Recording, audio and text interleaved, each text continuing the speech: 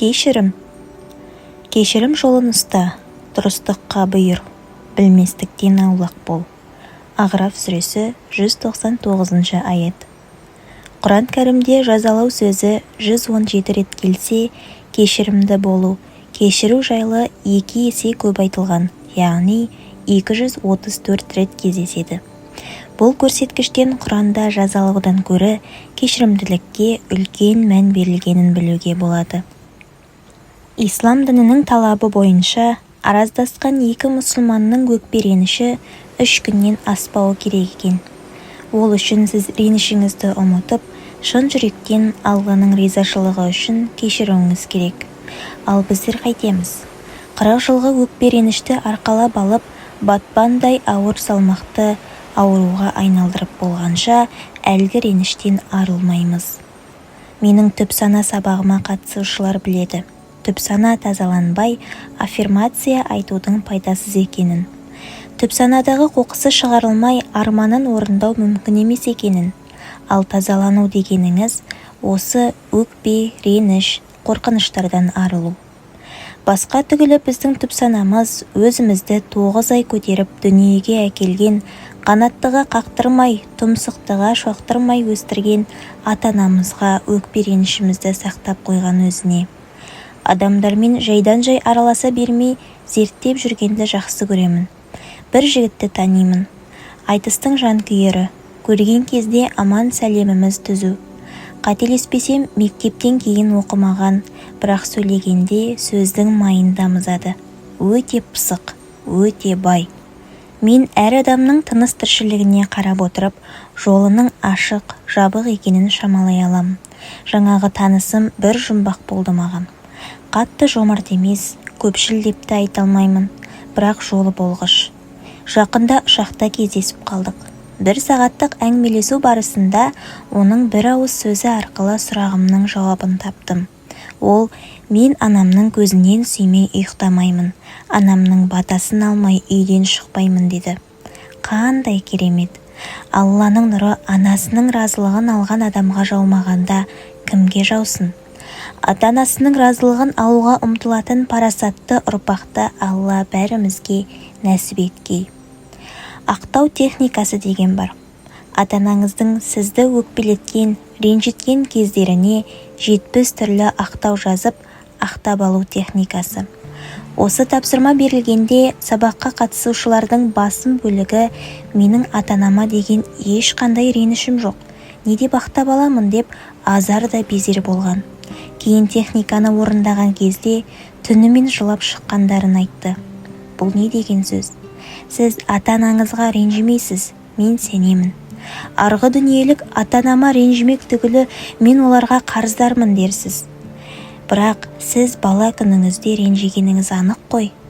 Кәмпит әпермей қойғанда, қонаққа апармай қойғанда, немесе қонақ келгенде барын салып, дастарханын жайнатып қойған ата-анаңыз сізге дастарханнан тәтті бермей қойғанда өкпелеп қалдыңыз ғой. Түп сана сол сіздің кішкене күніңіздегі өкпе ренішті өзіне сақтап қояды. Тіпті кейбір психологиялық кітаптарда түп сананы адамның жоғарғы мені деп атап, оның жасы сіздің 5 жасыңыздағы кезіңіз деп суреттейді. Ал 5 жастағы баланың не болса соған өкпелей салуы қалыпты жағдай емес пе? Кімде-кімнің қателігін көрсең, 70 түрлі үзірмен ақтап ал дейді Алла тағала. Қалайша бізге өмір сыйлаған әке-шешені ақтауға болады дегендер болды. Нәтижелерді көріп, дұрыс жасатып жатқанымды түсіндім. Ешқандай ренішім жоқ дегендердің түп санасында реніші бар болып шықты. Еш ренішім жоқ деген бір қыздың түп санаға үңіле келе күйеуіне реніші көп екені байқалды. Әке-шешесіне реніші көп адамның күйеуіне реніші көп. Әкесі арақ ішетін болса, әке ішпеші деп айта алмайды. Ішінде ұстап жүре береді. Яғни кінәмшіл сөзі ішінде қалды ғой. Ол күйеуге тиеді де күйеуіне айта бастайды. Ішпе дейді, анау-мынау дейді, бірақ ол әкеге деген претензия еді. Ол ақтау неге керек? Күйеуіңді әкеңнен бөліп алу. Әкесі ішетіндердің күйеуі де ішетін болып шығады. Әке өз орнында, шеше өз орнында тұруы керек. Әкені ақтап алғанда кейбір әйелдердің күйеуіне деген претензиясы жоғалып кетеді. Көптеген әйелдердің өз-өзіне көңілі толмаушылық ол анасына деген өкпесі. Кішкентай бала ыдысты жуып қой дегенге де өкпелеуі мүмкін, ал сол балалық өкпесі түп санасында қалып қойуы мүмкін. Адам өкпелей беретін болса, демек кішкентай кезінде көп өкпелеткен оны. Кім өкпелейді? Бала өкпелейді. Ендеше өкпесі қанағаттанбаған адам өмір бақи өкпелей береді. Кешірімге қатысты тағы бір техника бар. Өзіңіз ренжітіп алған адамдарды ойша елестете отырып қағазға кешірім сұрап жазасыз. Не үшін ренжіткеніңізді жазасыз? Немесе өкпені де солай. Өкпеңіздің сіз өкпелеп жүрген адамның білмеуі де мүмкін ғой. Осылай жазып өртеп жібересіз, немесе суға ағызасыз. Жеңілдікті сезінесіз. Әрине, кешірдім, босаттым деп жазған күннің өзінде сол адамды көргенде қайта жаныңызға тиюі мүмкін. Техниканы қайта қайталайсыз. Кешірімнің өзімен де біраз жұмыс істеу керек. Жазғаныңыздан да жеңілдетпесе аффирмация айтып жәрдемдесіңіз. Маған адамдарды кешіру өте оңай деңіз. Адам өзі айтқан өтірігіне өзі сеніп қалады. Өйткені түп санасы сеніп қалады. Мысалы, сіз дүкенге барғыңыз келді делік. Ойша, мен дүкенге барып керегімді алып келдім деп елестетіп айтсаңыз, түп санаңыз расында да сіздің дүкенге барып келгеніңізге сеніп қалуы мүмкін. Бір келіншек хат жазыпты. 14 жаста қызым бар. Қалағанның бәрін әперіп отырмыз әкесі екеуміз. Бірақ өте қырсық, өтірікті көп айтады. Ұрдым, ұрыстым, жай айттым, дым нәтиже жоқ депті. Қызыңызды маған алып келіңіз, болмаса өзін жіберіңіз дедім. Ертіп келді. Келе салып ұрыс басталып кетті. Айғайлап жатқан анасы, қызы жылынып әрең отыр. Екеуін әрең дегенде сабырға шақыру үшін 2 бөлмеге бөлек отырғыздым да бір-біріне хат жазуын өтіндім. Анасына ешқандай өкпе ренішсіз, махаббатқа толы хат жазыңызшы дедім. Сонымен жазу басталды. Анасы жазып жатыр, арасында жылап алады, сосын ары қарай жазады.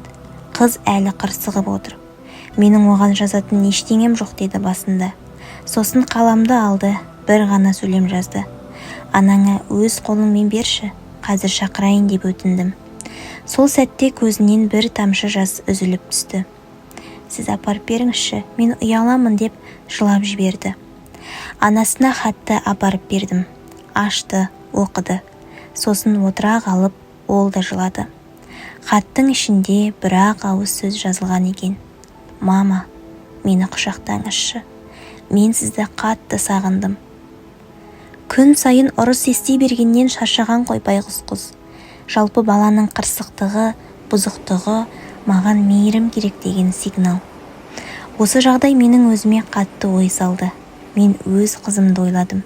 Соңғы рет қашан құшақтадым, қашан еркелеттім деп жаман болдым.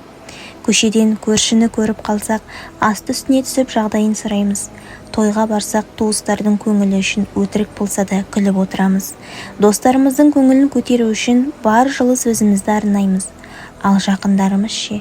Олардың не жазығы бар? Оларға неге сонша қаталмыз? Біреудің ата-анасына кішіпейіл боп, өз атамыз бірдеңе десе жақтырмай қабақ шытып тұратынымыз рас қой. Айдаладағы адамға бар ықыласымызды төгіп жүргенде жақындарымыздың бізден мейірім күтіп жүргені жоқ па? Мейірімді болуды өзімізден бастайықшы. Адамды тәрбиелейтін қаталдық емес, мейірім. Адам есейген сайын ақылым көбейіп келе жатыр деп ойлайды. Бірақ ақылды болған сайын арманға қол жеткізу қиындап, көп нәрсеге сене бермейтін боламыз. Байқайсыздар ма? Қай-қайсымыздың болсын бала кездегі армандарымыздың көбі орындалған. Неге? Себебі баланың энергетикасы таза.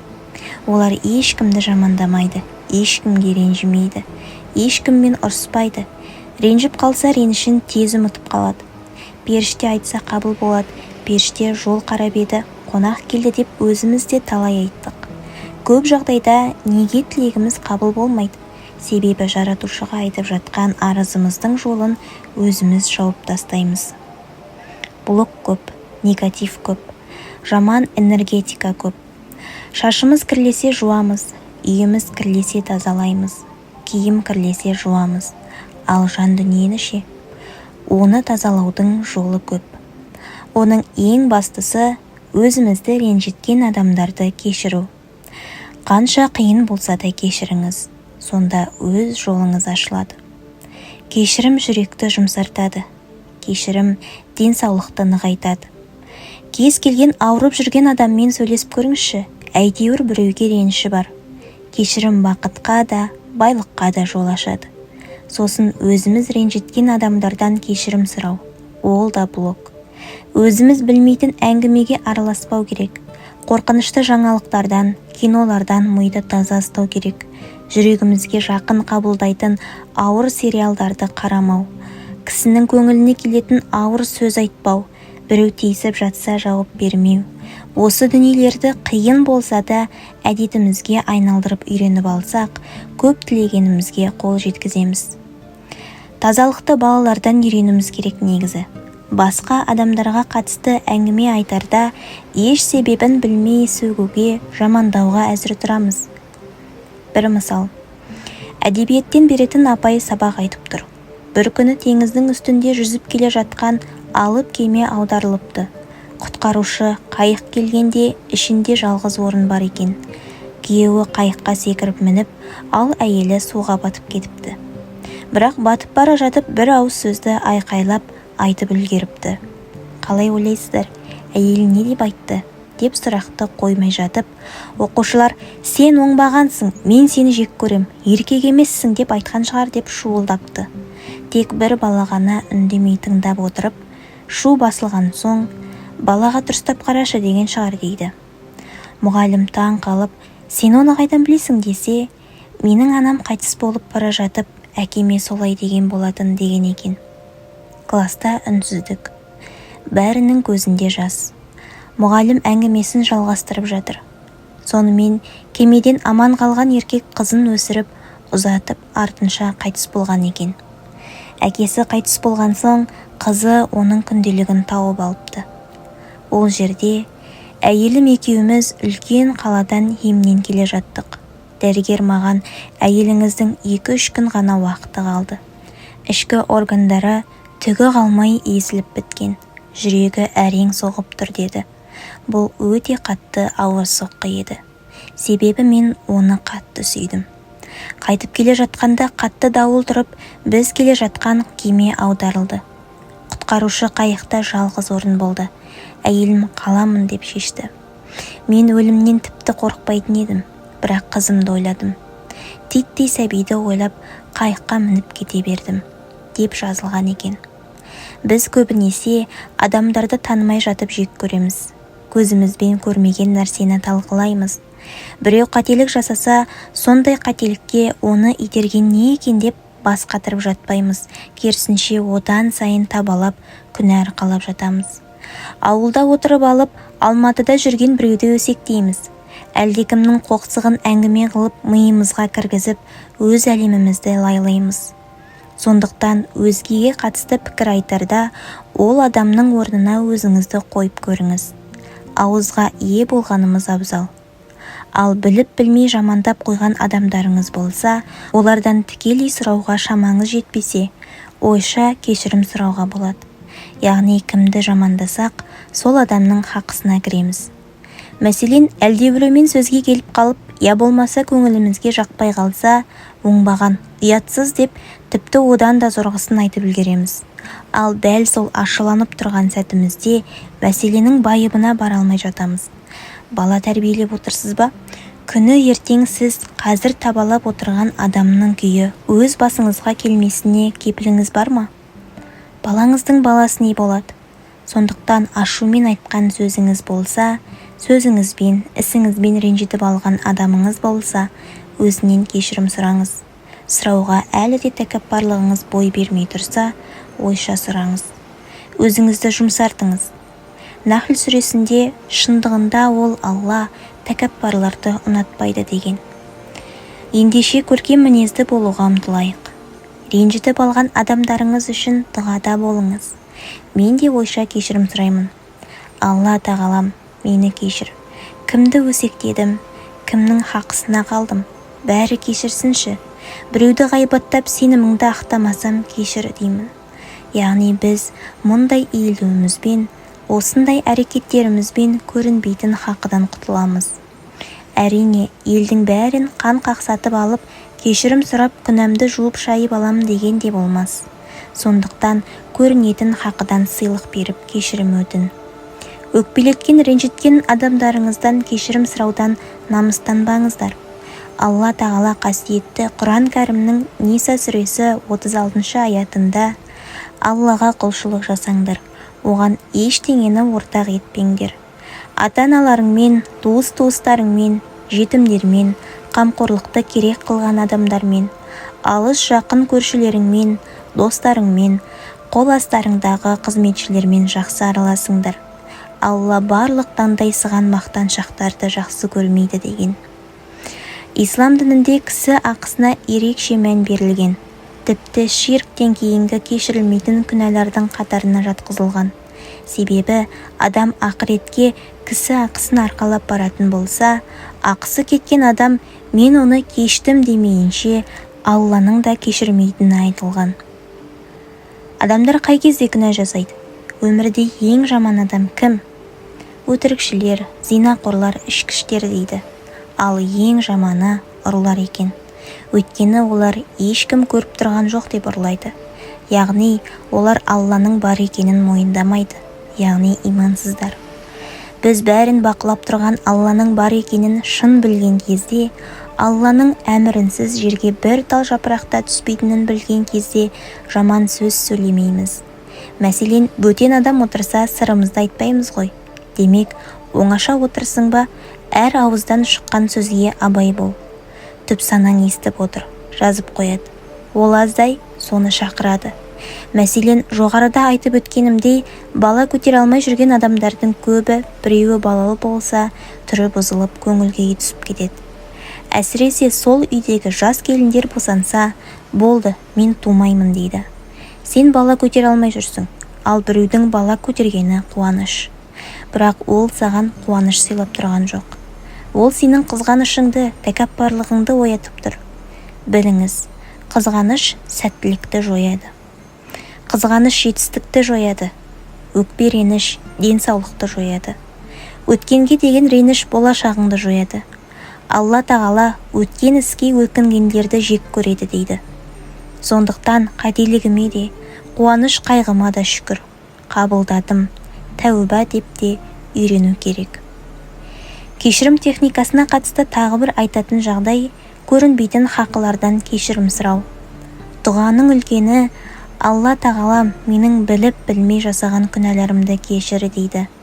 Кешірім сұрап жүру керек. Кімнен? Ол мейлі ренжіткен адамдарың болсын, мейлі бала-шаға болсын. Сәтсіздікке апаратын, тағдырын құртатын ол тәкаппарлық. Алла тағала айтады: кімде-кімнің жүрегінде шаңның тозаңындай тәкаппарлық болса, оның күнәсі кешірілмейді дейді. Әйел мен күйеу ажырасса, менікі дұрыс деп кетеді әрқайсысы. Адам болмады, сүйредім, менікі жөн дейді. Енем күн бермеді, жақпады, бұл тәкаппарлық. Баламды өсірдім, жеткіздім, бағаламады, тәкаппарлық. Яғни бүкіл ұрыс-керістің артында тәкаппарлық тұрады. Сондықтан тәкаппарлығыңды сындырмасаң, сенің жолыңда кедергі кездесе береді. Ал оның бір жолы кешірім сұрап сындырамыз. Мысалы, әйелі мен күйеуі ұрсысса, олар бір-бірін сағаттап кінәлауға бар. Бірақ ауыз кешірші деген сөзді айта алмайды. Кешірім сұрасам құтырып кетеді деп ойлайды. Адасушылыққа келетін сөздер. Ел не дейді? Үндемесең басыңа шығып алады, өзіңді бағсындырма, бетін айтып таста. Бұл тәкаппарлыққа барады. Жолдан тайдырады. Мен жындарды оттан жараттым дейді Алла тағала. Жынның шаруасы ренжіту һәм ажырату. Адам қатты ашуланғанда, қатты қайғырғанда түтігіп, қып-қызыл болып кетеді. Өйткені оның ар жағында жынның әрекеті тұр. Ал отты немен өшіреміз? Қандай да бір ашуланып тұрған жағдай болса, бетіңді мұздай сумен жу дейді. Сумен жуасың, оған көнбесең, шомылып ғұсыл алсаң болады. Ұрсысқан сайын, соғысқа шыққан сайын жындары семіре береді. Бұл маятник. Кешір дегенде маятник әлсіреп қалады. Демек, өзіңдікі дұрыс болып тұрса да кешірім сұра. Кез келген ұрыс керістің нәтижесі менікі дұрыс деп аяқталуы керек емес, татулықпен аяқталуы керек. Дұрыс болсын, болмасын, онда сен жеңесің. Ашуланған адамдардың бірін-бірі естімейтіні содан. Әйелі мен күйеуі қырылып жатады, баласын ұрып жатыр. Қойсаңшы дейсің. Позор, ұят деп елге сүйкімсіз болып көрініп тұрсың дейді. Баланы ұрғанның өзі дұрыс емес. Білеміз дұрыс емес екенін, бірақ білсек те жасаймыз. Неге? Себебі біз ұйықтап кетеміз. Санамыз ұйықтап қалады. Оянып қаласыңда мен не істедім дейміз. Өйткені разум ұйықтап қалады. Сондай-ақ адамды кінәлаудың ар жағында да тәкаппарлық бар. Мен сөйлегім келеді, бірақ ұялам. Негізі сөйлеуім керекпін ғой.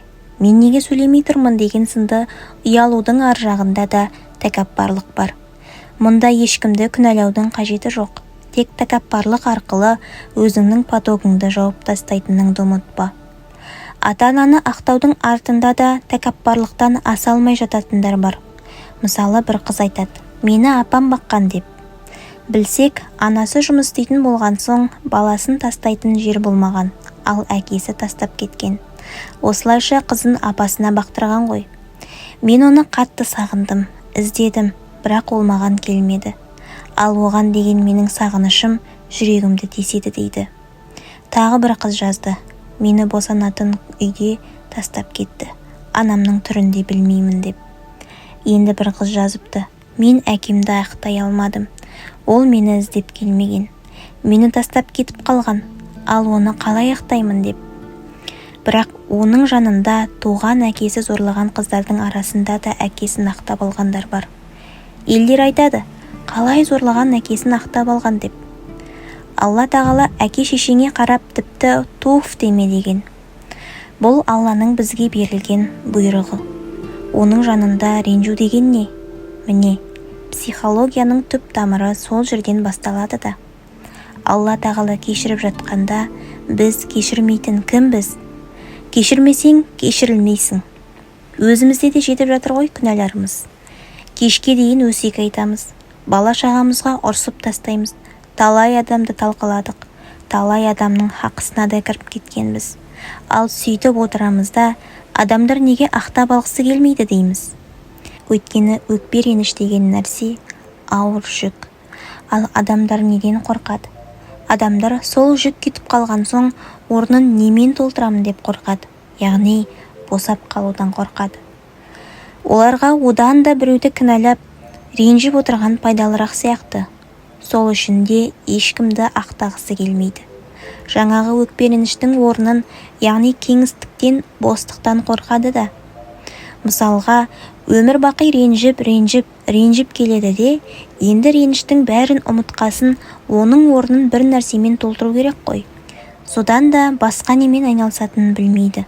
Оқытқан жоқ мені әке шешем, баққан жоқ, қараған жоқ, маған мейірімді көрсеткен жоқ. Содан мен бақытсыз болып қалдым. Осылай білуді кінәлау тиімдіректей. Олар үшін егер әке шешесі кінәлі болмаса, басқа біреу емес, жауапкершілікті өз мойнына алу деген сөз. Ал жауапкершілікті ешкім алғысы келмейді. Сондықтан да ақтай алмаймын деген желеуді ұстанады.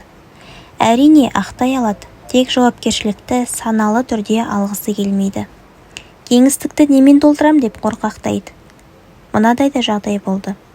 Тараздан бір келіншек жеке қабылдауыма жазылды. Күйеуімен ажырасып кеткен. Айтуынша күйеуі нағыз тиран болған, ұрған, соққан. Содан кейін шыдамаған ол бір қызымен ажырасқан. Кейін бір еркекпен көңіл қосып одан бала туады. Ол еркектің 5 баласы бар, ал әйелі алқаш екен. Жаңағы әйел, сен басқа біреуге кететін болсаң, мен өз-өзімді өлтіремін. Бір күні суицид жасаймын деген екен. Ал еркек біріншіден осыдан қорықса, екіншіден егер кетіп қалса, балалары қараусыз қалады. Ішімдікке салынған әйелі балаларына қарамай, ешкімге айтпай үйден шығып кетіп қалатын әдеті бар. Сол үшін мен балалардың қасында қалуым керек деп ойлайды екен. Ал енді қараңыз, сол қыздың әкесі кезінде жүріс жасайды. Сол кезде шешесі оны біліп қояды да, ойнақ жасаған әйелдің отбасына барып ойранын шығарады. Сен білесің бе, сенің қатының жүріс жасайды деп. Содан кейін күйеуі әйелін өлтіріп қояды.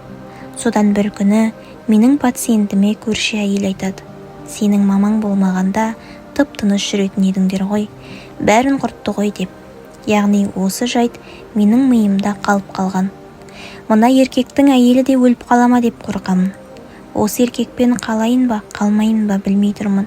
Бір жағынан кетіп қалайын десем, қайда барам жақсы көремін. Кетпейін десем, қашанға дейін оны қашан келеді екен деп күтіп жүремін деп үздігіп тұр әлгі әйел. Ол сенің күйеуің болды ма, ұнады ма саған десем, жоқ, ұнамады. Өлтіргісі келді ғой, ол тиран ғой дейді.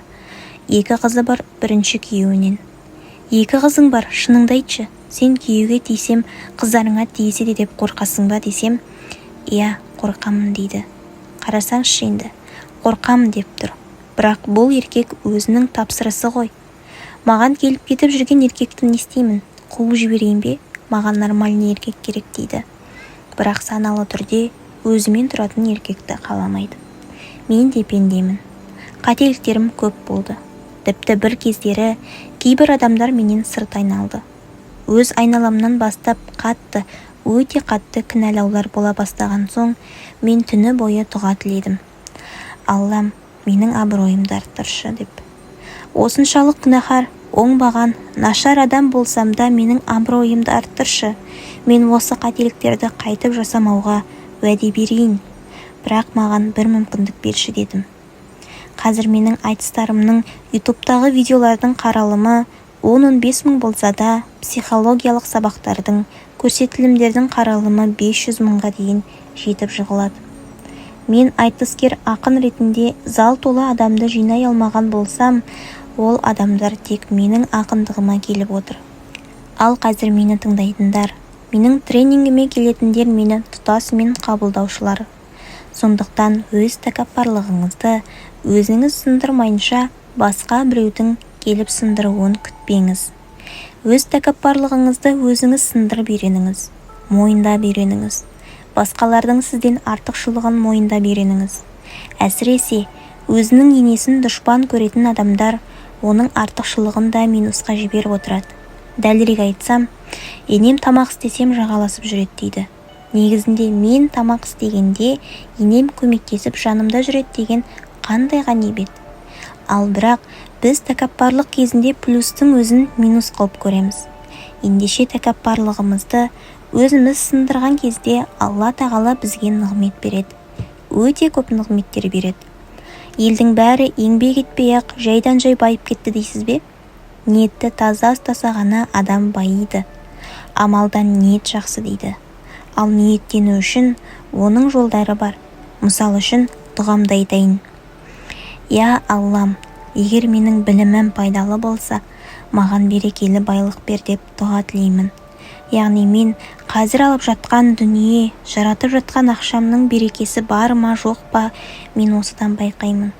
Берекелі ме? Демек мен барып жатқан білімім пайдалы. Ал көрінетін хақы дегенге біреудің қандай да бір мүлкін иемдену, көз жасына қалу, қарыз жолын кесіп кету, бұл көрінетін хақыға жатады. Ал көрінбейтін хақы ғайбаттық жол.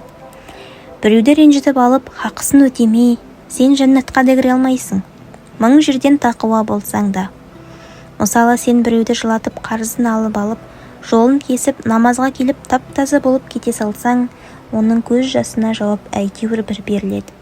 Сол үшін хақысын ал. Кешірім сұра. Бұл дүниеде кешірім алып алған оңайырақ болады. Сондай-ақ жала жабу да көрінбейтін хақыға жатады. Адамдармен қарым-қатынасты жөндеп жүруге қатысты тағы бір әңгімені айтайын. Әлемді жылатқан оқиға. Гүлжан ет зауытында жұмыс жасайды. Бір күні жұмысын аяқтап болған соң, ет сақталатын тоңазытқыштары бар салқын бөлмеге бір нәрсені тексеру үшін кірді. Бірақ кері шыға алған жоқ. Есік сырттан жабылып қалды. Қанша тырысқанымен есікті аша алмады. Есікті сырттан біреу ашпаса, іштен аша алмайтынына көзі жеткен Гүлжан көмекке адам шақырып, бар даусымен айқайлай жөнелді. Барлық жұмысшылар үйлеріне қайтып кеткен. Шарасыз қалған соң бар білетін дұғасын оқып, Аллаға жалбарына бастайды. Гүлжанның салқын тоңазытқыштың ішінде отырғанына 5 сағат болды. Кенет есік ашылды. Бірден сыртқа жүгіріп шықты. Есікті ашқан зауыттың қарауылы екен. Гүлжан әрең дегенде сабырға келді. Есін жия бірден қарауылдан мұндай уақытта есікті неге ашқанын сұрады. Ол кісі: мен бұл зауытта жұмыс істеп жатқаныма 35 жылдай болды. Мыңдаған жұмысшылар келіп кетіп жатты. Алайда сол мыңдаған адамдардың ішінде тек сіз ғана менімен таңертең амандасып, кешкісін қоштасатынсыз. Көбісі мені көздеріне ілмейде, тіпті адам деп те санамайтын. Бүгін әдеттегідей таңертең сіз менімен амандастыңыз. Алайда сау болыңыз, ертең кездескенше дегеніңізді естімедім.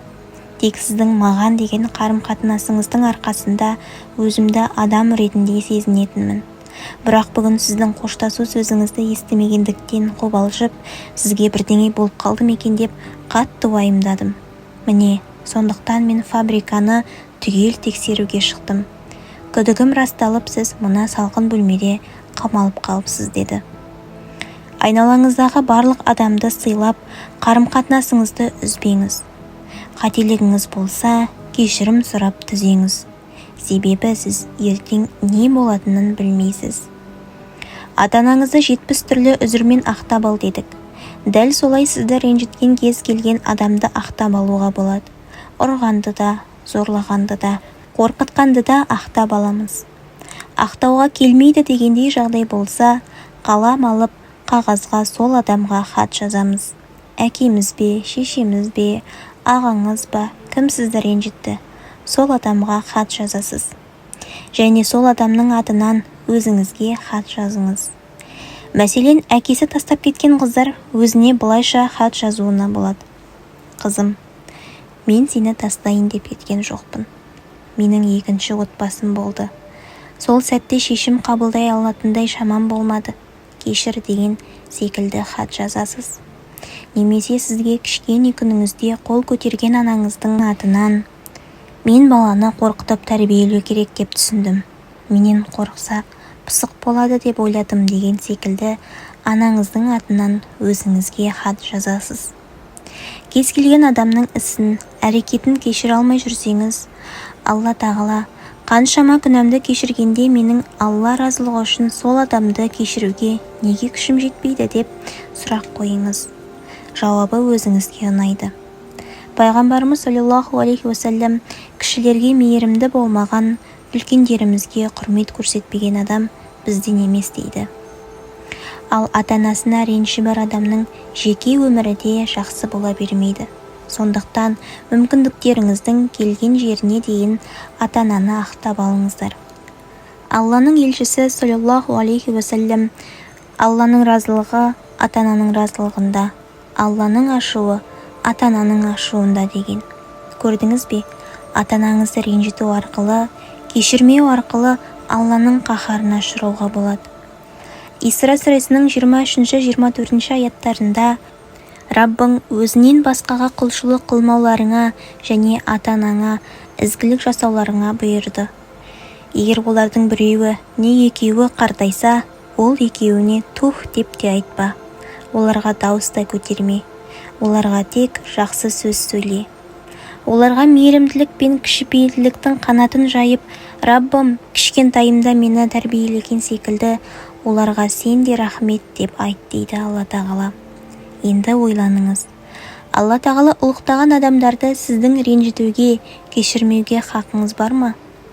Сондай-ақ, егер сіздің қандай да бір адамды ақтап алуға ашуыңыз, ренішіңіз жібермесе, тәкаппарлығыңыз да оянып тұр деген сөз. Мәселенің осы қырында қараңыз. Қарапайым адамда тәкаппарлық болмайды. Пайғамбардың саллаллаху алейхи уассалам қарапайымдылығы туралы Ибн Мәже риуаят еткен мынадай әңгіме бар. Тіпті Мәдина жұртының бір кішкентай күңінің өзі талабын орындату үшін Алла елшісін саллаллаху алейхи уассалам қолынан жетектеп қалаған жағына апара алатын делінген.